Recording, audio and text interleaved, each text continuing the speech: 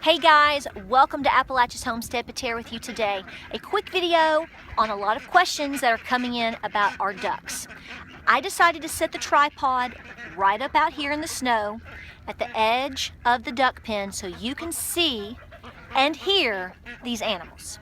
A lot of folks want to start off small but have something that's, if possible, easy, low maintenance, hardy.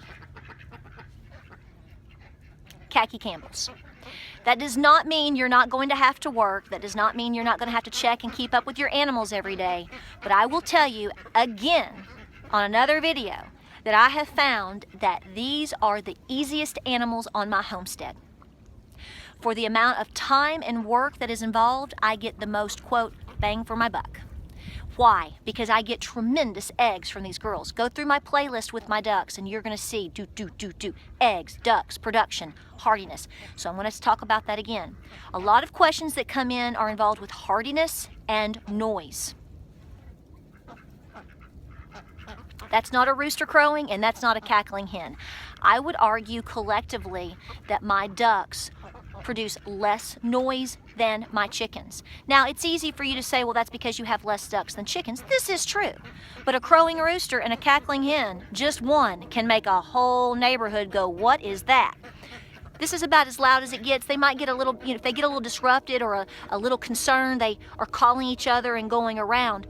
But in terms of noise control collectively, very impressive. Egg quality, very impressive. These are land ducks, so they lay a lot of eggs. They're high egg layers. These are not what you would necessarily want to produce so much for meat. I know some people do, but personally, folks, I mean, that's not the goal here. We prefer to have the eggs, and if you're wanting eggs, a land duck like this is something you're going to want to look for. I give them several buckets of water a day right now in the cold weather. They don't even need a pool, okay? So that's a great win-win for me. So in the summer months, in the hot months, and even in late fall, we would have a baby pool in there. They would get in there, do their business, and they would get out.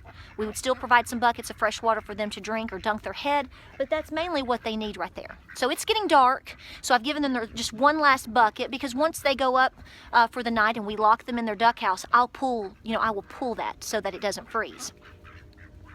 I've watched these animals run out in the rain, run out in the hail, sleep out in the snow, obviously during the day. They are just hardy animals. So if you're looking for hardy, low maintenance, great eggs. For baking, oh my goodness. For omelets, oh my goodness. If you've never tried a duck egg, before you get ducks and you take these animals on, even though you'll love them, I promise, you do want to make sure that you like the taste, flavor, and consistency of the duck egg. So that's something I want to, so check with a local farmer's market, see if you can, grab a half a dozen and try them out for yourself. I find them tremendous and we love them here. They're great in cornbread too. Some thick cornbread, okay?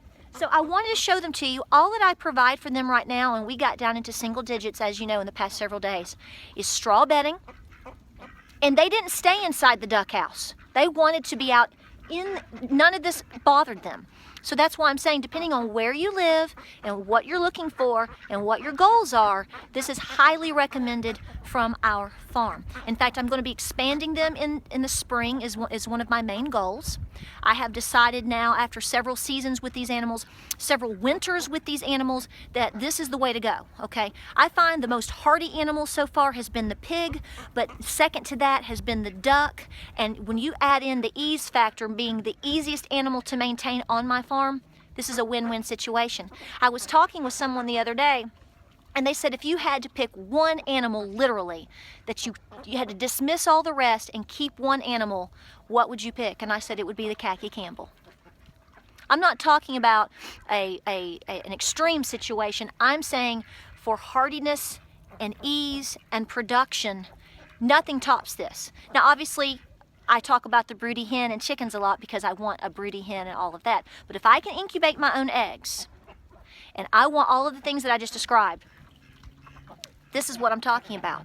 So think about them. Khaki Campbells, thanks for your questions. We'll have more videos, and when we move them over, I may move them over back to where they originally were, which is a much wider space and bigger housing, because this is something I want to continue to expand upon. So we appreciate your questions. They're great. I'm telling you, you're going to love them. You're going to love their eggs too. Check us out on Facebook, Instagram, and Pinterest. Stay warm out there. Straw, straw, straw. We'll talk to you soon.